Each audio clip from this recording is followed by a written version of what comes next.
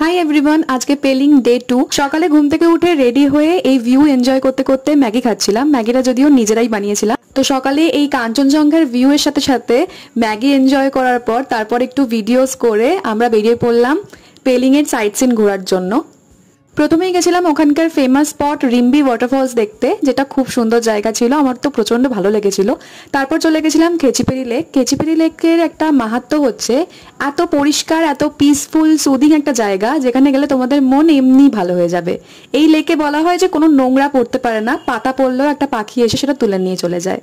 তো এখানে এই পিসফুল জায়গাটা এনজয় করার পর আসল অ্যাট্রাকশনে চলে গেছিলাম, যেটা হলো কাঞ্চনজঙ্ঘা ওয়াটারফল, যেটা ও মাই গড দারুণ ভিউ। একদম ঝর্ণার সামনে বসে ভিডিও করেছি, আর ভিডিওটাতে তোমরা আওয়াজটা নিশ্চয়ই শুনতেই পাচ্ছ। প্রচন্ড মজা করেছি। তারপর আমরা ওখান থেকে লাঞ্চটা কমপ্লিট করে চলে গেছিলাম আবার পেলিং এর হোটেলে।